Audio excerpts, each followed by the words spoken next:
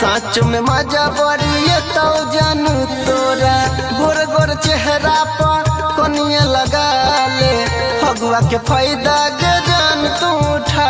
ले फगुआ के फायदा के जान तू उठा ले हमरा रंग के नहीं छगे जोरा साँच में मजा बरिए तो जानू तोरा गोर गोर चेहरा पर कोनिया लगा